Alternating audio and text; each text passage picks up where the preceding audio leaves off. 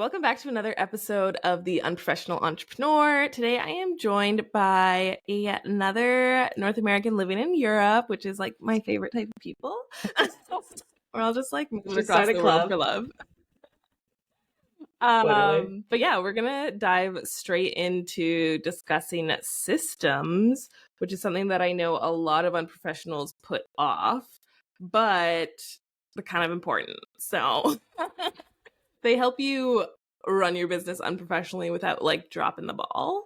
But if you could introduce yourself to everyone, Sam, and let us know a little bit about you, about your business, about your story. Yeah, absolutely. I'm Sam. I'm excited to be here. Thank you for having me. Let's see. I run Systems with Sam, which is a done-for-you operations agency. I originally started way back when, about 4 years ago, as a virtual assistant, and I had no business or marketing experience at all. So I just kind of was living abroad after I graduated from university and, needed to make money. So I found being a virtual assistant in a Google rabbit hole. Thought, how hard can it be? Boys do it. How it can be easy. So yeah, I just dove in, started learning all the tricks of the trade, and eventually became an online business manager. I've worked with all different types of clients, but mostly client-facing businesses, which I absolutely love. And I've helped clients scale from 20K months to 100K months. I've helped clients have $250,000 launches. And I've helped clients triple their client capacity. So yeah. And then I niched down into systems this last year and opened up my own little agency focusing on systems builds. So that's how I ended up here. And I'm now living in Amsterdam as well. So I'm still living abroad. Yeah. But yeah, I'm originally from the States. I would like you to clarify what you mean when you say systems, because I think there's always this confusion between systems being like platforms and tools like Dubsado or being like funnels like email marketing. So when you're talking about systems, like what's a system to you? Yeah, that's so true. Like even a lot of times when I'm asking people on my podcast, I'm like, "What's your favorite system?" And they're like, "Oh, Dubsado." And I'm like, "Yeah, it's kind of a system, but it's also It's just a tool. yeah. It's a part of a system. Yeah. Yeah, it's a tool, but okay, we'll go with that." But so for me, systems is just how you do what you do. It's kind of like your routine in business. If you're running a business, a lot of times I get people who come to me and they say, "Oh, I don't have any systems in place. My business is such a mess." And I'm like, yes, maybe, and you do have systems because you are operating a business. You're working with clients, you're posting content, like you're still making stuff happen. And that is the system. Maybe the system is not working great. Maybe it's not like optimized. It's not really, giving you anything. It's maybe making your life a little harder, but that's fine. You're not starting from zero. You're kind of starting, at 5. And then it's like, okay, how can we optimize this process, this way of doing something, and make it as optimized as possible and make it as easy as possible for you to continue to show up day to day, for you to be consistent and for you to, grow your business and make money. I like just had so many light bulb moments in my head as you were talking, because it just made me think of like when I first tried to hire someone and I was like, yeah, I have systems, I have Dubsado. Like, there's so much more to it. But you have your like top 3 systems that you recommend everyone use. What are they? Or have? So I really recommend everyone starting out with these 3, I call them foundational systems, because I feel like they are the foundational pieces that you need to run your business before you can, actually start to scale and grow. The first one is content. Obviously, Felly, we has a great content repurposing system, and it's really just about making it as easy as possible for you to show up and make content. A lot of times my clients and myself, I dealt with this as well for a long time. I was like, content was almost the bane of my existence because it's like so time consuming, and it's also something that never ends. You always have to post content. You always have to keep showing up. Like no matter how much content you really make, you're still making more. And even if you're repurposing, even if you're utilizing it as much as possible. So it's creating a system around your content creation and defining what that is, getting super clear about what your content creation process looks like so that you can create faster, so that you can batch with more ease, and so that you can hire with more ease. Mhm. A lot of times people try to hire with content, and there is a big, miscommunication that happens. But when you have a system in place that you can just bring someone into and say, okay, like I'm hiring you for steps 4 and 5, and that's make graphics and then schedule the posts. It's very, very clear to that person what they're doing, and also for you to be able to outsource a lot easier. So that was system 1. And then the second system is going to be client experience. Of course, I work with a lot of client facing entrepreneurs. I think this is so, so key. And your client experience should match what you are charging at the end of the day. If you're charging a high ticket offer, if you are charging people thousands of dollars, like it should be also the back end setup of, if someone is paying thousands of dollars, they are immediately getting access to something, or they are immediately getting a confirmation email at the bare minimum. They're immediately able to take the next step, whether that's book an onboarding call, or they can sign a contract or fill out an onboarding form. How does that process look like when someone wants to work with you? And also, if you are wanting to be that person who's like, oh, I just am by the pool and I'm sending my, link and I'm getting signups and making money, like you need systems to do that. That doesn't just happen magically. It's not like, oh, someone just inquires and then they just Venmo me or PayPal me money. No, it's okay, I have a checkout link set up and from that checkout link, there is an entire system behind that and a flow of exactly what's my onboarding process is. So I can send that link and that person can pay and then walk through the process themselves. They don't have to wait on me. So getting that completely set up and ready to go, making sure that matches your price, your client experience. And then the third system is okay, sorry. Job like Yeah. And the third system is team processes. I don't know why I was thinking email marketing for a second. I was like, but the third system is team processes. And that is the kind of the building block of this. So if you want to have a team, if you want to hire, I think everyone that has a business wants to hire eventually. I don't think anyone is like, oh, I'm going to build 7 figures by myself, like no help at all. You have to start setting your business up to hire now, because one thing I see a lot with hiring is that if you do not have the systems in place, hiring becomes really hard. And a lot of my clients will tell me they've either hired before and it hasn't worked out, or maybe they have a couple assistants and they're like, hiring just feels like so much more work than it's worth. Team just feels like a lot of work. I feel like I'm spending more time managing my team than I would have been spending just doing the task itself. And if you want to really start to see that ROI, most of the time, it's not your team's fault. It's just because you are not able to delegate and manage effectively because you don't have those systems and processes in place, and you don't have SOPs, which are standard operating procedures. You're missing this foundational piece of your business so that someone else can come in and actually help you and not have to try to read your mind on what's going on and just like take shots in the dark and guess what you are, expecting from them. So true. I have so many thoughts about all 3 of those. Let's go through them one by one. So when it comes to content, where do you see people messing up their content system or like needing the most work when it comes to building theirs? Yeah, that's a really good question. I think the biggest piece is actually almost a mindset piece. Mm-hmm. And because a lot of people are just winging their content, like they're waking up every day and they're like, oh, what am I going to post today? Like, we'll see. And then it's almost like, oh, I need to post today, but then I get busy and then I don't post and then I feel bad. And it's really about getting out of that habit of wanting to make your content every single day. And I hear this a lot from entrepreneurs where it's like, well, I just want to go with the flow and I just want to be creative. And you can have both. You can have structure and you can have creativity. Like, I mean, you will actually be a lot better off when you have the structure in place. So for me, this looks like I know my flow of creating content. So I know that if I have an idea for something, then I can go in, I can like write out a caption, and then maybe I'm choosing, okay, do I want to do a B-roll reel? Do I want to do a graphic or whatever? And then I'm creating that graphic. And then, on the day of, it's ready to go. And I'm really only doing this, 1 week in advance. So it's not super far in advance. I'm making 3 or 4 posts at a time. But I also am able to break it up where one time a week I'm sitting down and having this like brainstorming session where I'm picking ideas and I'm writing out the captions. I'm not making graphics or making those reels on that day because that's just a completely separate part of my brain. And then, but then it's really easy for me to go back to it and say, okay, I've done that.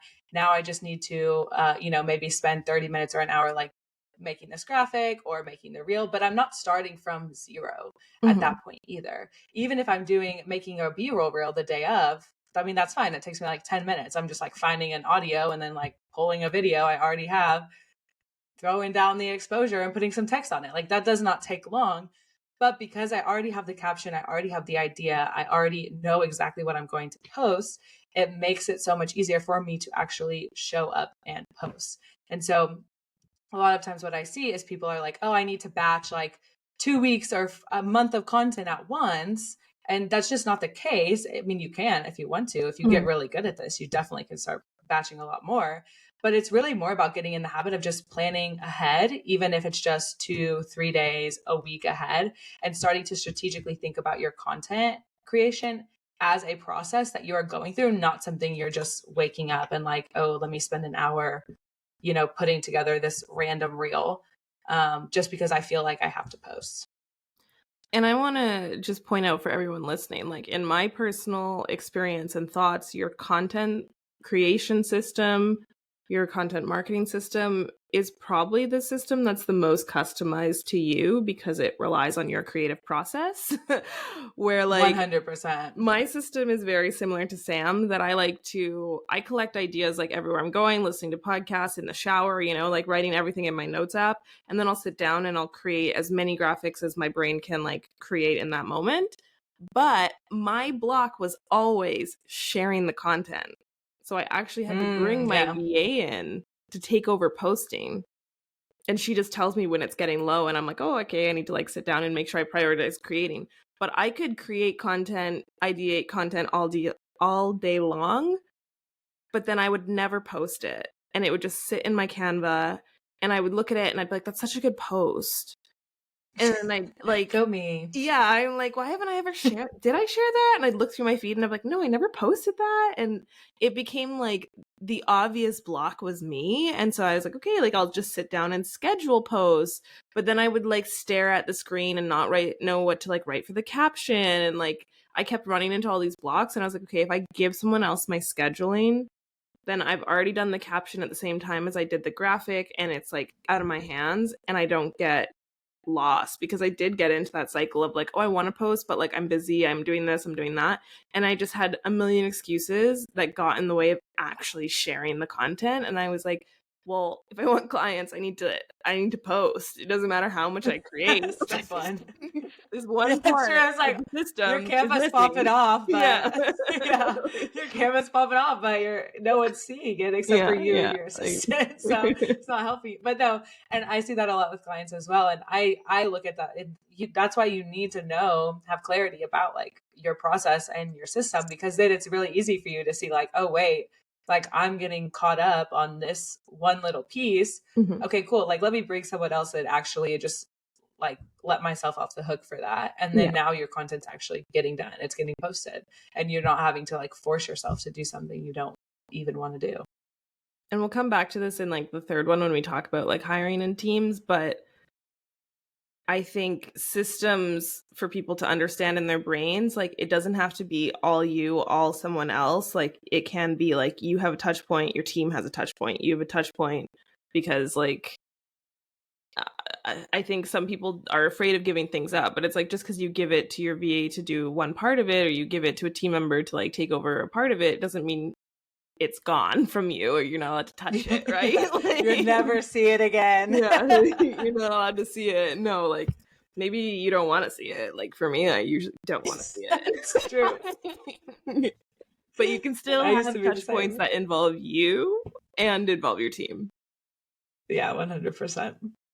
All right. So the next system was client experience. And when you were talking, I was just thinking about like the concept of like receiving an email right away, because I have purchased programs where it's like there's no automation behind it. So like you just wait. And like maybe you get the receipt from the platform that you bought through, but then there's nothing like an onboarding email, like here's how to access your portal, or like, and then you get like a message on Instagram of like, oh, here's your link, and it's like, what? Like, and it's just like, can you imagine if you bought like an Apple MacBook or something and they didn't email you afterwards, like with the confirmation, but you can like see the payment processed on your phone? It's like no big box store would ever not immediately send you at least one, if not two emails after a purchase. I was gonna say, I feel like you buy one thing from them, it could be $5, and they are like, here's a 10 email sequence, like follow up, like, hey, how was your purchase? Yeah.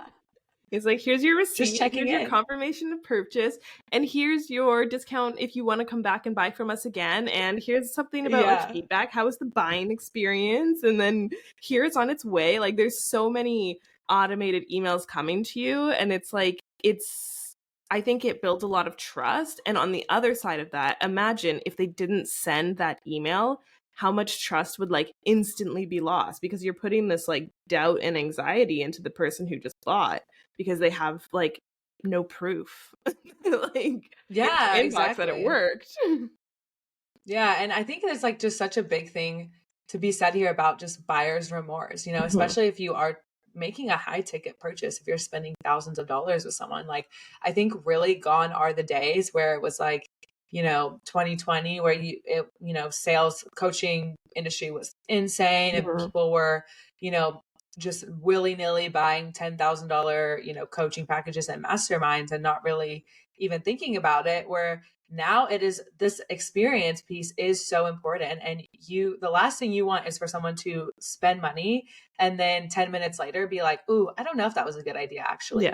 Maybe I have that kind of buyer's remorse and be like, oh, and then it immediately falls into the skepticism. Whereas if you have these automations set up, if it's like, okay, I paid, great, here, sign your contract.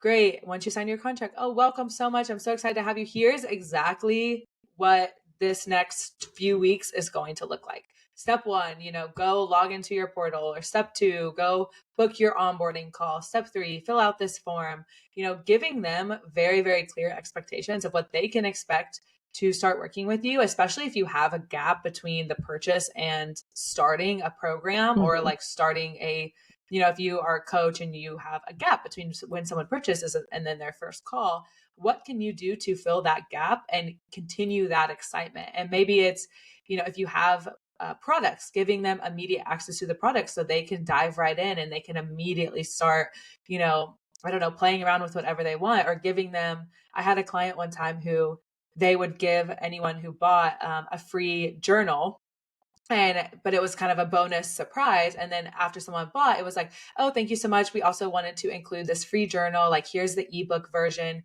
Go ahead and download it. You can start filling them out. So you're immediately giving them something to do. And it's not really a requirement, but if they want it, then they have that, right? They still have that option of, oh, I'm so excited. I want to start working with you right now. So even if you have a few weeks before your first call or a program starts, they still have something to do. Yeah. And it's like, I think, like you were saying, like buyer's remorse, trust, like showing that little tiny detail can like show that you care in a way that will make this person feel so much more secure in their purchase than if like they sent you $10,000 and you just ghosted them. Yeah. And then they're like, the last thing you want is for them to send you an Instagram message. They're like, oh, so what do I do now? Like, yeah, I paid. So I paid what's to next? get work. Like, yeah, like that's what we want to avoid at all costs. This should be very clear. Yes, you paid. And this is exactly what you need to be doing. And then that also leaves a lot of room for personalization touches, because sometimes I hear with clients and they say, oh, well, I don't want to be like a robot or something. And this is not about, automating as much as possible. It's about automating the things that do not matter if you have a personal touch. Like, it does not matter if you send your client a contract or Dubsado sends your client a contract. Literally, your client is not going to know the difference. But it does matter if maybe you have all of this stuff automated, and then you can hop into the Instagram DMs and send a voice note and be like, hey, I saw you paid. I'm so excited to get started with you. You'll receive an email, and make sure to check out, the portal. I feel like you should watch this masterclass. Like, that gives you the space to add more personalization, like when you want to. Yeah, like I have in my so when someone applies to work with my agency, they fill out a form, and there's an automatic email that goes and says you'll hear a response within 24 hours, because I want to review it before I like send them the link to book a call. And I do the same thing with the podcast guest interviews as well. Like, you get an email, like, you'll hear a response within 24 hours. But like, that email stops anyone from questioning or sending me messages being like, hey, I filled this out, like, waiting to hear from you, like, because they know that I'm going to respond. Yeah, like they just can patiently wait. Anyways, third system, team and processes. What kind of things do you even build out for this? Because like, I have an agency, and I did a long time without processes, and I see the massive difference of hiring since adding them. But I'm curious, like, what you do for other people to like put those in place. Yeah, so it's just really about starting. Again, I think we as entrepreneurs, we get in such a habit of just everything living in our brains, and we don't document anything, especially when we're working by ourselves, or when you're working with one other person that maybe you've been working with for a while, where you don't have to document things because like they just know and you've taught them and whatever. But what we do is we build out a team hub. So typically I do this in ClickUp, but this becomes this one-stop shop for your team. And inside the team hub, we have a place for SOPs, for standard operating procedures. We have the task list. We have, overview information for clients or for any projects that are going on if you're building a product. We have all the marketing. We have the content calendars and stuff in there as well, so that you can have your content systems. And the whole point is that everyone can see what's going on in the business right now. And there's no like second guessing what someone should be doing.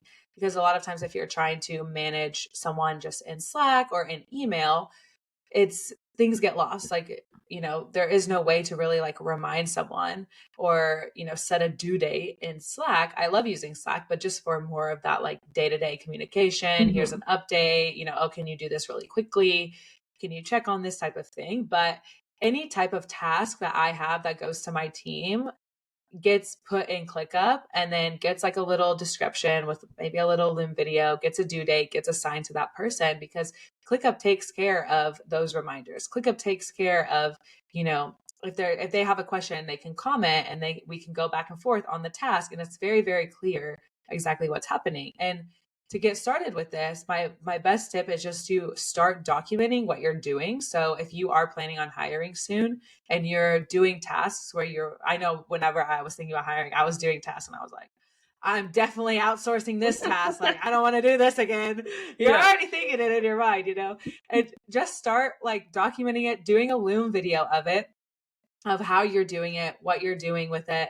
And just saving those Loom videos, like just making a ClickUp list where it's like, how I onboarded a client, and drop the link to the Loom video in there. You don't have to go out and build these like ginormous, like 30-page SOPs right away, but you can just start with simple documentation of how you're doing it. So whenever you hire someone, A, it's really nice because you already have a list of, oh, here's what you can start doing. And B, you already have the video. So you're like, okay, hey, watch this video. Let me know if you have any questions. And yeah, like just get started. And the other nice thing about videos is whenever we make videos, naturally, we just talk more. So we like explain kind of what we're doing. Like we're like, oh, and now I'm doing this so that blah, blah, blah. And then I am doing this so that, because I like it this way. And that really, really helps the learning process, especially in the onboarding, because your team is like, it's basically like insight to your mind. Like your team is hearing exactly what you're doing things. Yeah, and I think that's a really important part of SOPs, is not just like, here's step A, here's step B, here's step C. It's like, this is how I do it. This is what I'm looking for, because like my SOPs are written, they're not video.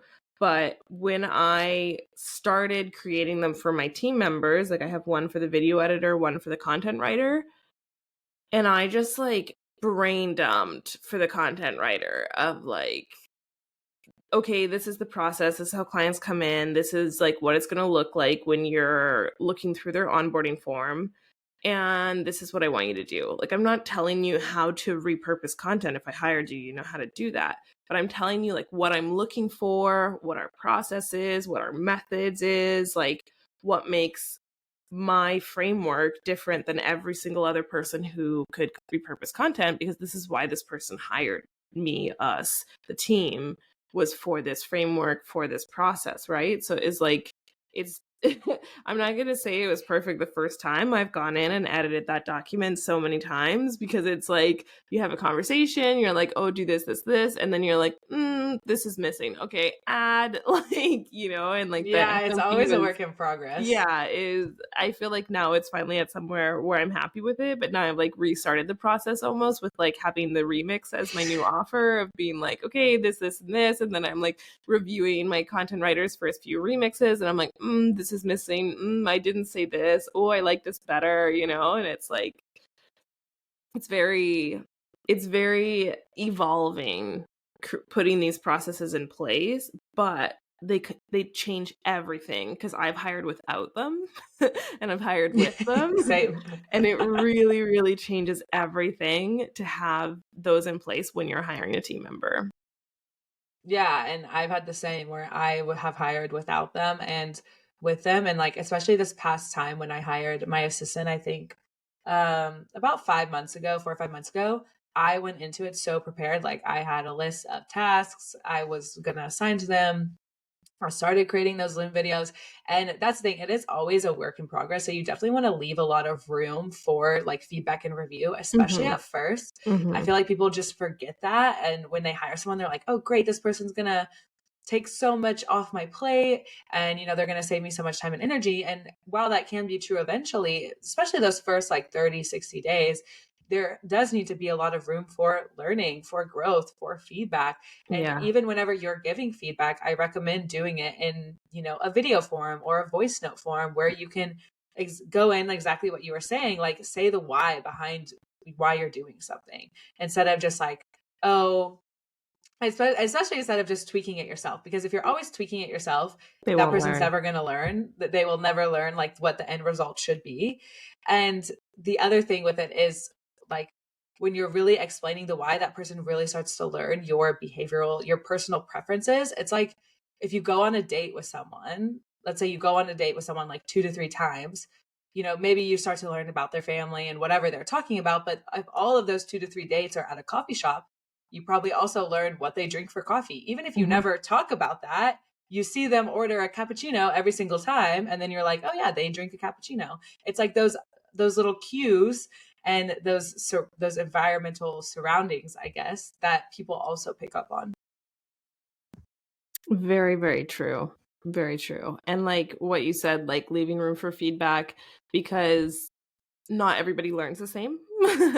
And it's Yeah, like exactly. I'm Yeah. brain dumping my thoughts. And so someone else could read it and be like, I have no idea what any of this means. Like this word you use, like what are you talking about? Like, you know, so it's like it is very important Help. from both sides to have that review phase. And I even do it with my clients, like because we're creating content, and I think you do it too with system setups. It's like the first month, I need you to be available to give real reviews, Yes. because if I'm going to continue creating content for you, like if you don't give us the reviews the first month and you go in and you make the little edits that you didn't like, then the second month, the same thing is going to happen, right? Like I need that hardcore review period in the first month so that further on it can just be like light edits because we know you.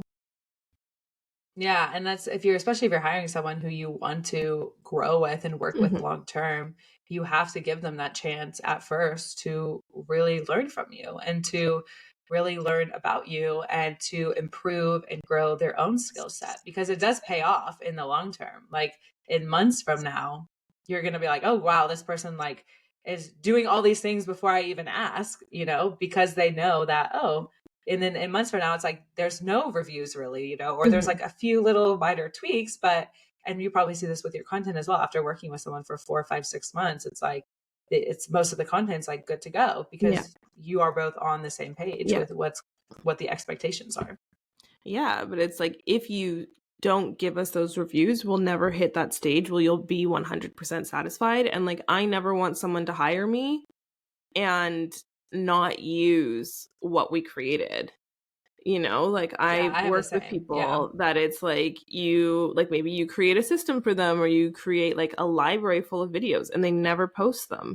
And it's like, well, like, yeah, I got paid, so my work wasn't wasted, but like the whole point was for you to use it. And like, if you don't like it, I feel like I wasted my time, even though I got paid, you know? And I'm just like, I would rather you like rip me to shreds and tell me what you don't like so that I can redo it better than have you never post it. No, I have the same. And I always tell my clients this, I'm like, I'm here for you. Like, if you are not understanding how to do something, I will help you ask questions. Hmm. Just tell me. But Hmm. what ends up happening a lot of time is people will, and I don't know if it's because they don't understand or if they're just so busy or whatever, is, you know, I will build a system for them. And then they're like, okay, great. I just need, you know, time to like dive in and, you know, look at it and figure it out. And then months later, they're still not using it. They They're haven't still taken that doing their time. And old I'm like, system. yeah. And I'm like, I understand you're busy, but if you're not going to make time for this, if you're not going to prioritize learning it, then you are stopping yourself from growing. Like, I don't Hmm. know how else to help you if you are not willing to get out of your comfort zone a little bit, if you're not willing to learn something new, or just, you know, tell me in the first place, like, hey, I'm still not understanding how this works. You know, can we hop on another call? I'm more than happy to help wherever I can. I never want to just leave someone hanging at the end of the day with a system they don't know how to use. But you also have to, you know, it works two ways. Like, I can't force you to open up to me and ask and tell me. Yeah, and it's like I feel like as a service provider, it's frustrating.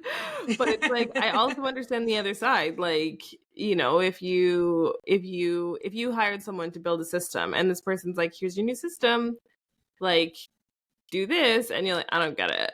Like it's almost like scary to touch it, you know? But at the same time, it's like, Yeah. but you invested in it, you wanted it, like ask the questions, take the time, you know? It's almost like put your ego aside and like let yourself be considered dumb. Like I've gotten to the point where I'm like, I don't Yeah. care if Be you a think I'm dumb, I'm beginner. gonna ask you 100 questions so that I can like walk away from this thing. Yeah, exactly. And I think something I really try to do in all of my setups is like do a lot of updates and a lot of kind of reviews or behind the scenes of the Mhm. building process, so that my goal is that this person like is learning as we're building. So it's like, Mhm. oh, you know, here's the first draft of this is what it's starting to look like. Even if they're not going in and using it, their mind is already like, oh, okay, great, like I'm seeing what we can do with that here, I'm seeing what we can do with that here, and getting adjusted to the idea of potentially doing something else, of changing, so that hopefully by the end, whenever it's the integration piece and they're ready, we're like, okay, let's actually start using it. They're already halfway, you know, there in the sense of, okay, yes, I'm ready. I'm ready to jump in and continue to learn and see what's possible with this. Yeah. Yeah, very, very true. Are there any other like big systems that like beyond these three foundational ones, like what would you say like comes next for someone who's like more advanced? Like where should they be looking? What should they be thinking about?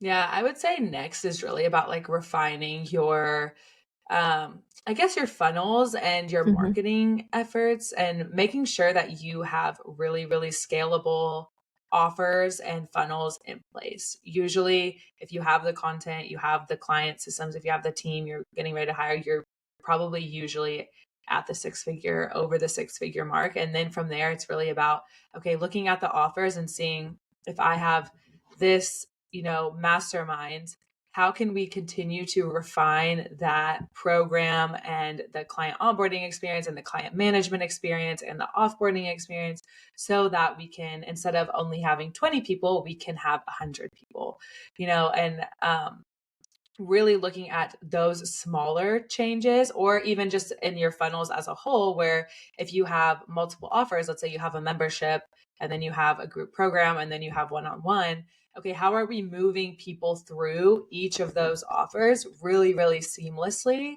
and getting all of those also very visible as well. And if someone's signing up for a freebie, are we promoting them or are we promoting the membership? Or maybe someone's watching the specific masterclass and like maybe if they're watching it, they're best fit for the group program. Just really making sure you have a clear plan of how that whole customer journey is really flowing, because that's how you start to scale is you take your business from only being able to support, 20 people at a time to being able to support hundreds of people and then thousands of people. And that really starts at, with having the systems in place that you can continue to refine and tweak as you grow. Yeah, very true. Like upselling and retaining clients. And I have this conversation all the time because me and Sam actually, we met because I work for Right Hand Glam and you were my client. But I get all the time asked people like, how can I get people who are in this offer into the next offer? And I'm just like, well, beyond me and your DMs, like, what do you have in place? Like, do you have like in your client portal, like next steps? Do you have email sequences that, like after a certain period of time, it's like, okay, you joined this program 6 months ago. Do you need to revisit the course modules? Do you need to like continue working with me at an elevated pace? Like there's so much more than just the conversations, the relationship building on Instagram with the person. It's like, no, like, what are you doing like systems wise, email marketing wise, funnel wise to keep moving those people through your program? And sometimes it can even be like, okay, you've been in for a week. Have you watched this video? Okay, you've been here, you've been in the program for 2 months, like where are you at? Answer me with like what struggles you're still facing, and like re-engagement sequences, like keep them active if it's like an evergreen program or or like a membership or something, right? Like there's so much that can be automated because why they're there, right? Like if someone joined your program, you kind of already know like their problem or their fear from when they joined, whatever your program promises, whatever your offer is. So I think like a lot of people are afraid of losing the personal aspect of it when they're automating those things. But at the same time, like if you don't have that automation in place, it gets missed. Yeah, definitely. And it's like, it obviously depends on what kind of business you have. Cause I have a client who has all passive products, courses, and then, they have a Slack community where we do have a sequence, like you said, where it's like week 1, they get in an email and they're like, hey, like you should be about here. Week 2, like make sure to join the Facebook group. Week 3, hey, let us know how you're doing, reply to this email. And it goes on, I think, for like 8 or 10 weeks. And I think it really goes to show that you care about your students, even though it is automated, you care about their progress and you want to keep reminding them like, hey, you bought this course. Hey, we have this Facebook group or whatever. Yeah. Like actually use it. Yeah. And then on the other side of that, if you have more of a, client facing where you're working more closely with clients through group programs or masterminds or a membership or something like that, it's really, really vital to have these kind of reminders in place where, like whenever one of my clients, she had a mastermind and our goal was to be able to scale it, from I think 15 people to, 50 people. We had a tracker in our ClickUp where if someone joins, they immediately automatically got added to the tracker. It put in their start date and then immediately added their end date for 6 months later. And then like 1 month before their end date, we got a reminder that said, hey, it's time to start checking in. Like it's time to, start getting some feedback. It's time to start that conversation of, are you going to continue the mastermind or, what's next for you? How are you doing? And it's just those reminders are helping you just make more money because you're able to start that conversation earlier instead of it's 1 week before they're 6 months in and you're like, oh wait, this is awkward. Like, okay, your mastermind ends in 1 week. Like, sorry, we didn't let you know. We'll add on a few weeks. How are you feeling? Like, are you going to continue on? And then it just becomes chaotic at that point. And then it's just not a good experience for you or for the client either. Yeah, that's very true. Like when there's no like warning, especially if it like a mastermind, like any kind of group program, one-on-one or something, that it's like your time's coming up. Like, I think those reminders of like it's almost done are so important, because it's so easy. Like, if it's 6 months of being like, I don't actually know what date this is done on. And like, is it going to be No, like I I never signed up know. on I'm like, what? yeah, it's like if I signed up on the 15th, is it going to be like exactly 90 days? Is it 3 months? So it's going to be the 15th 3 months from now. Like, just having some kind of reminder, some kind of like, if you'd like to continue. And like you said, like having a personal touch point as well as the automated ones goes a long way, because it's like, especially if it's something that they've been talking back and forth, not a passive offer, that it's like, okay, I see we've had conversations about this. I know that you're here. I know this is like what you want to tackle next. Here's an offer that I have that can help you with that. Or like, what are you thinking? So yeah, I think like in terms of like, yeah, just like retention and re-engagement and upselling, I think those are very interesting and giving me things to think about. She's inspired. Changes are coming. What can I do next? But do you have anything else you want to add before I ask you my final question? No, I would just say if you haven't started with systems, if you feel like systems are a bit intimidating, or you're like, oh, I don't know where to start with systems, my first thing I would say is just get clear about what you're doing now, what feels the most messy, what feels the most chaotic in your business. Start there, whether that's content, maybe that's your clients, um, maybe that's, your team, what's taking up the most of your time, and just start mapping out what you're doing. And then you can also map out what you would like to do. What's your ideal way for that to look? And how can you start making those changes now, even if it's just a little change every week, you're going to be headed in the right direction. And those small steps really do compound over time. Yeah, and like that brings me back to like what I was saying, like with the systems can evolve, because I tried so many content systems to get to where I am now. So it's like, Yeah. you know what you want. Like, I wanted to be posting twice a week. I tried 10 different ways to post twice a week, and then I took myself out of the equation. And that's how I post twice a week. Yeah, and It's that's not like the me. best way, just being Yeah. open to being open to keeping trying and keeping like, if something's not working, then okay, Yeah. that's fine. Yeah. What's not working? Why is Yeah. this not working? Okay, It was great. me. I was not Put on working. your problem solver hat. Okay, so the question that I ask everyone who comes on this show is, what makes you an unprofessional entrepreneur? Such a good question. I think what makes me an unprofessional entrepreneur is that I just had no experience in business or marketing, and I was just like, we're going for it. Let's do it. How hard can it be? And I've just continued to have that mindset, and I feel like because I have systems in place, I've been able to really build a life that I want to live. Like, for example, on Monday, I just took the morning off because I was like, nah, not really feeling it. I just want to sleep in. So I did. And because I have systems, I'm able to have a lot more freedom and flexibility around the structure that I've created. And I'm able to live in a different country. I grew up in the States. Now I live in Amsterdam. Most of my clients are still in the States, but that's fine. I have systems for that. I have a team for that. I'm able to just continue to do whatever I want to do and show up however I want to show up, because I have built a business that supports that and allows the freedom for that. And so I don't think it's even something that people notice or think about, but it's definitely something that I love about what I've built. I love it.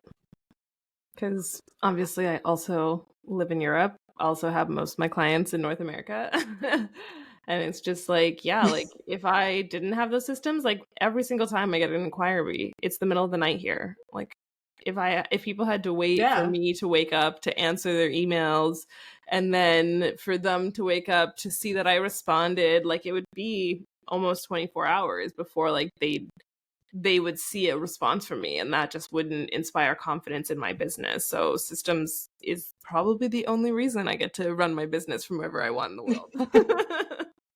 I think same, honestly. Like I couldn't imagine being over here with the time difference and everything. And like, yeah, I don't know how that would work Yeah, I'm at not all. setting an alarm for messages from my business, so No, no. absolutely. Like I'm offline at night. I'm not working late. No. Like no, we're prioritizing me number one over here.